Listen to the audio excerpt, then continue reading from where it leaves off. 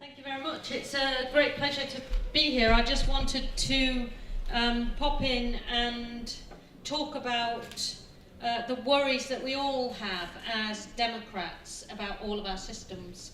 And I think the last speaker was just alluding to that. We've seen the rise of somehow the idea that there's such a thing as an illiberal democracy rather than a liberal democracy. We have seen what happens where autocrats and people who are increasingly populist and spurning democratic norms still believe that they have to legitimise their rule by having elections. So Putin has an election.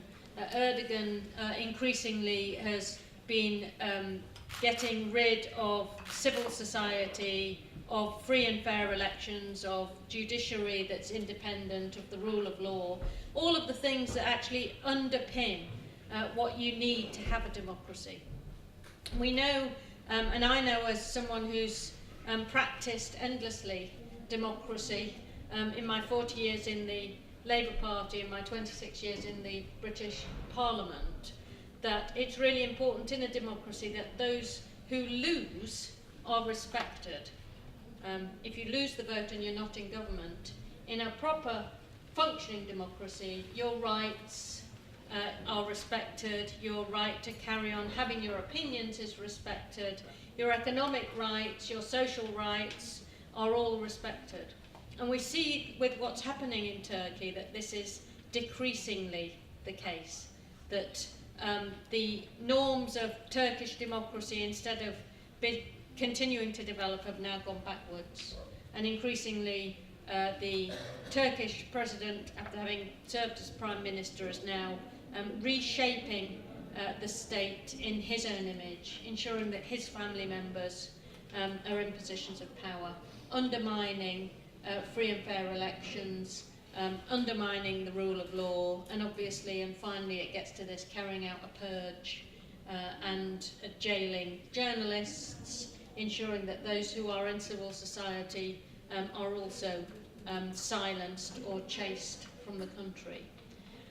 And I think that we are now in a position with the march of technology which allows the flourishing of populism and alternative narratives, or alternative facts I think they're called, the much more efficient promulgation of lies and propaganda. It's becoming increasingly easy for those who don't have benign intentions and those who are actually populists rather than Democrats to pursue their aims. We see it increasingly happening in China.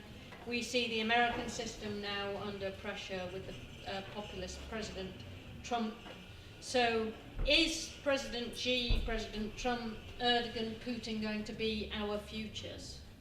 Or are we going to go back and fight for the basics of a proper functioning democracy where everybody is respected and where particularly the rights and the freedoms and the liberties of those who don't win particular elections are respected over time? That's what I hope happens in Turkey. I know it's difficult to see how that might happen from where we are now, but I send my solidarity to all of those of you who are fighting once more to achieve that aim in Turkey. Thanks for inviting me.